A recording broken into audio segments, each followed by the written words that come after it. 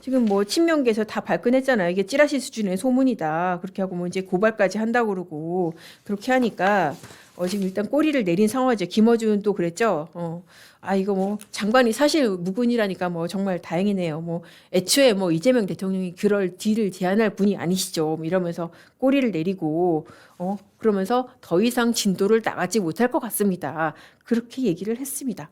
자, 근데 더 웃기는 것은 민주당의 고발 조치입니다. 민주당이 사실 이거 고발하려고 그러면은 누구와 누구를 고발을 해야 돼요? 창인수 당연히 고발 대상에 들어가야 되고요. 그리고 김어준 고발해야죠. 왜냐하면은 판 깔아준 게 김어준 아니에요. 그런데 누구만 고발을 했다? 이 판 깔아준 김어준은 쏙 빼고 장인수만 명예훼손 혐의로 경찰에 고발을 한 겁니다. 그러니까 기자들이 물어보죠. 아니 김어준 왜 뺐는데요? 그러니까 민주당이 법적으로 검토했는데 해당이 안 된대요. 이게 말이 됩니까? 아니 지금 장인수가 세요. 김어준이 세요. 장인수는 지금 사실 일개 유튜버입니다. MBC 나와서 일개 유튜버고 사실 이 얘기가 그렇게 큰 파급력을 가질 수 있었던 것은 김어준에 출연했기 때문이 아니에요. 227만 명의 구독자. 그리고 제가 가끔 보면은 어떨 때는 정말 35만, 동시 접속자가 35만. 그리고 민주당 의원들 저는 뭐 그런 화면도 자주 봤는데 4명, 5명 이렇게 출연해가지고 4분할로 나눠서 이렇게 중계를 해줘야 되는 그런 정도의 정말 어마무시한, 여기 거의 뭐 진짜 좀만 더 키우면은 의총이 돼도 되겠다 싶을 정도의 어마무시한 영향력을 자랑하는 김어준. 여기 나왔기 때문에 지금 이 사단이 났던 것인데, 김어준을 빼고 장인수만 지금 고발을 한다? 그러니까 지금 김어준이 무서운 거죠. 그러니까 정말 선택적으로 꼬리 자르기를 시전을 한 겁니다. 자, 이거를 그래서 아까 법적으로 어렵다라고 민주당이 그랬잖아요. 그래서 제가 한번 짚어봤습니다. 과연 법적으로 이게 이런 고발이 말이 되는지를 한번 짚어봤습니다. 먼저 가장 이런 언론 보도에 대해서 먼저 생각할 수 있는 것은 언중이 제소예요. 소송 전에 이게 사실 제일 빠르고 좀 간편하거든요. 그런데 이제 언중이 제소 대상이 달라고는 언론이어야 돼요. 근데 김어준의 이 뉴스공장 겸손을 힘들다가 그러면 언론인가?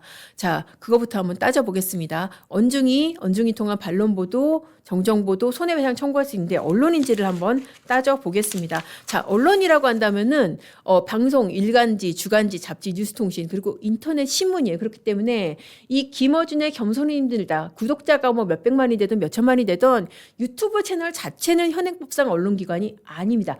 자, 그러면 끝이냐? 그게 아닙니다. 왜냐하면은 이 정권에서 굉장히 많은 걸 해줬습니다.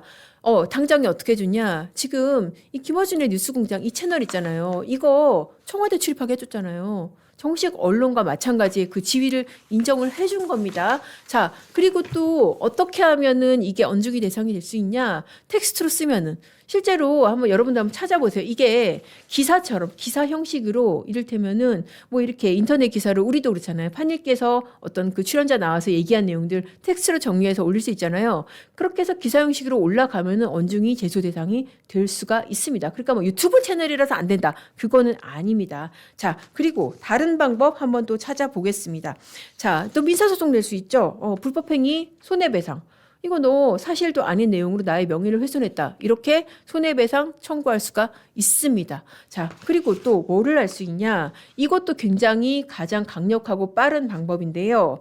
방송통신시민위원회, 방심위를 통한 접속 차단. 이게 정말 굉장히 센 거예요, 사실. 방심위가 아니고 아마 이제 이름이 바뀌었을 겁니다. 지금 이제 방통위가 방미통위로 바뀌었잖아요. 마찬가지로 방심위, 방송통신심의위원회도 방송통신미디어심의위원회로 아마 그렇게 이름이 바뀌었을 겁니다. 이 방미심의를 통해서 접속 차단, 이거 진짜 어마무시하죠. 그냥 언중이 이런 거 갈 필요도 없이 그냥 방송 자체를 갖다 접속을 차단해 버리는 거예요. 어떻게 하면 된다? 그러니까 방심위가 불법 정보로 파단해가지고 정보통신 서비스 제공자, 어디예요? 구글한테 이거 삭제해달라. 아니면 접속 차단해달라. 그렇게 할 수 있는 거예요. 사실 이런 재판이나 이런 것보다 이게 100번 효과적이죠. 그런데 어떻게 하고 있다? 안 하고 있잖아요. 지금 이 방송 그대로 아직까지 게시 내렸다는 얘기 저는 못 들어봤거든요. 여러분 들어보셨어요? 없습니다. 자, 그리고 또 뭐를 할 수 있냐? 또 이제 형사 고소도 할 수 있습니다. 형사 고소는 아까 이제 했죠. 근데 이제 장인수만 했잖아요. 그러면은 김어준은 죄가 안 되느냐? 사실 김어준 같은 경우에 정말 판을 깔아줬고 뭐 큰 거 한 건 했다 그렇게 했고 이번에 지금 그렇게 얘기했어요. 장인수는 뭐 직접 발언자니까 직접 처벌 대상이 됐고 김어준도 큰 취재했다고 지금 호응을 했잖아요. 그러면은 공범으로 충분히 고소를 할 수가 있습니다. 그리고 실제로도 제가 언론사에 일하는 입장이고 또 법조인의 입장에서 봤을 때 어떤 발언, 출연자의 발언이 문제가 됐을 때 출연자만 문제 삼은 적 거의 없어요. 대부분 그 채널 그리고 진행자를 같이 문제를 삼습니다. 왜냐? 그 사람이 그 채널에 나와서 그 말을 했고 그리고 진행자가 말린 게 아니잖아요. 말린 게 아니고 큰 취재했다고 어떻게 보면은 우쭈쭈한 거 아니에요. 물론 이제 김어준이랑 장인수랑 실제로 짜고 이렇게 했는지 그거는 뭐 좀 따져봐야겠죠. 그거야말로 뭐 지금 뭐 국힘이 뭐 좀 들고 났다 그러는데 어떤 뭐 특검을 하든지 더 규명을 해야 될 뿐만 아닙니까? 그렇게 해서 정보통신망법상 허위사실 명예훼손 그 조항도 한번 보여주시겠어요? 이렇게 고소를 할 수가 있는 겁니다. 7년 이하 징역, 10년 이하 장역전지. 그리고 그럼 이 사건에서 피해자는 누가 되냐? 이재명 그리고 정성호. 왜냐하면은 민주당 이런 기관은 피해자가 될 수 없어요. 그래서 이재명 대통령 개인이나 정성호 장관을 피해자로 해서 충분히 김어준도 고소고발할 수 있는 겁니다. 그런데 안 하는 거예요. 왜? 아직까지는 지금 충정로 상황, 김어준이 두려운 거죠. 김어준을 더 건드리면은 뭐가 나올지 모른다. 그런 생각이 겁니다. 그러니까 이제 뭐 국힘에서 이거를 뭐 당론으로 채택해가지고 특검을 하겠다고 하는 것이죠. 뭐 단순히 해프닝으로 덮을 사안은 아니니까요.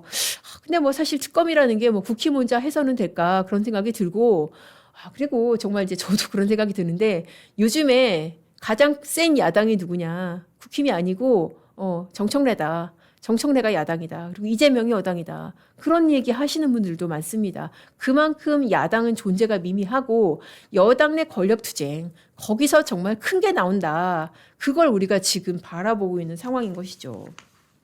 과연 공소 취소가 뭐길래 이 좌파 스피커 그러니까 김어준 방송에 나온 사람들조차 사실이라면 탄핵감이라고 하는지 그 부분을 한번 짚어보겠습니다. 자, 공소 취소는 비교를 하자면은 그런 거예요. 그러니까 재판부가 들고 있는 서류를 검찰이 강제로 뺏어와서 찢어버리는 거와 똑같다. 이게 사실 그래요. 지금 최근에 이제 사법 3법 통과돼서 굉장히 말이 많죠. 사법 3법이라는 게 지금 사심제 그러니까는 재판소원법이 있고 그리고 법 왜곡죄로 판검사를 고발할 수 있게 하는 법이 있고 그런데 이런 것들은 그래도 최소한 어쨌든 법원 판단을 전제로 하는 것인데 공소 취소라는 것은 그야말로 이미 기소를 해서 법원에 가 있단 말이죠. 판사가 서류 보고 있어요. 근데 공소 취소한다 그러면은 안 돼 이거 안 돼 이거 그러면서 판사 손에서 서류를 갖고 와서 찢어버리는 비유하자면은 그런 식의 행위입니다. 그러니까 얼마나 이게 어마무시하고 정말 무식한 그런 행동입니까? 법원 판단 자체를 갖다가 아예 원천 봉쇄를 해버리는 거예요. 그것도 대통령이 현직 대통령이 만약에 자기 권력을 이용해서 한다. 이거는 그야말로 지금 헌정 파괴인 거죠. 헌정 질서 파괴고 헌법 유린인 거죠. 그러니까는 좌파 진영에서조차 이거는 사실이라면 탄핵감이라는 얘기가 나온 겁니다. 자, 그리고 이런 사건들 중에서 공소 취소 대상 사건들 중에서 제일 아픈 게 뭐겠어요? 바로 대북송금. 왜냐하면은 대북송금 사건 같은 경우에가 공소 취소의 실익이 가장 있는 사건이에요.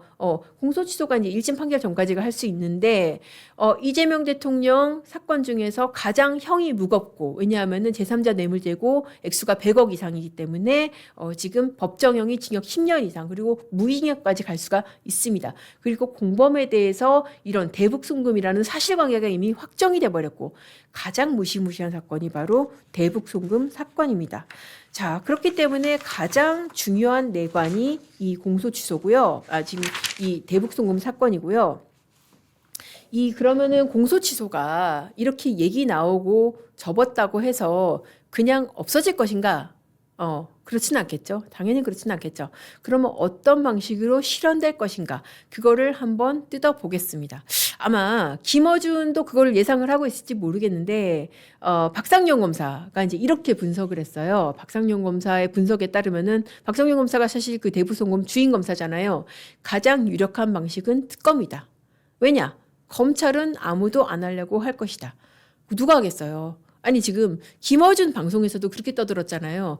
대통령이 생중계되는 회의에서 그렇게 백혜령 경정을 투입하라고 한 거 이것도 직권남용이 된다고 하는데 하물며 그런 것도 직권남용이 된다고 하는데 자기 사건을 검사들한테 시켜가지고 공소 취소한다? 이거는 진짜 빼박인 거죠. 그러면 그런 지시를 받은 검사 입장에서 이거를 자기도 누군가한테 시켜야 되는 거 아니에요. 그럼 자기도 대통령하고 공범이 되는 거예요. 이거 누가 하겠어요? 안 한다는 거죠.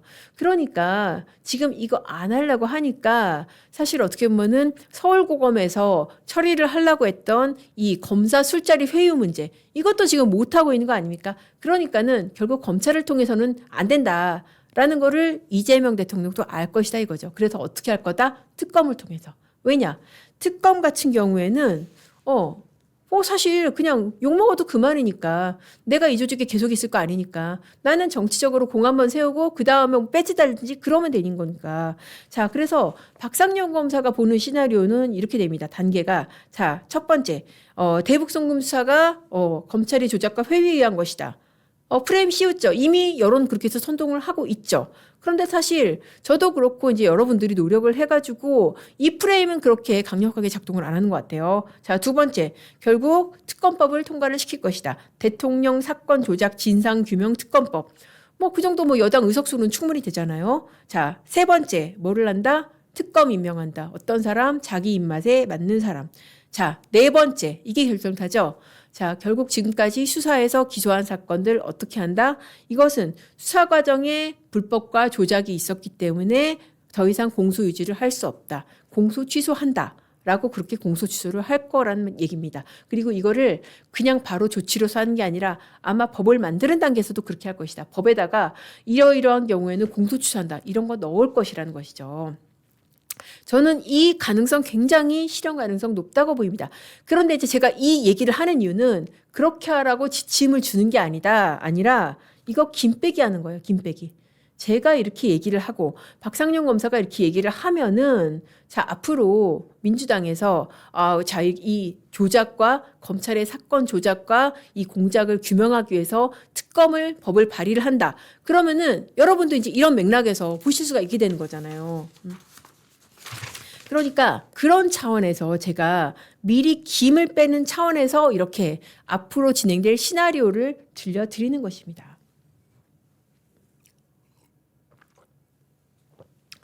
자, 그러니까 정말 이 특검의 목적이 이 진상규명이 아니라 좀 정당하게 수사한 검사들의 이 손발을 묶고 공소 취소 도장을 찍기 위한 그런 꼭두각시를 세우는 그런 목적이라는 거예요.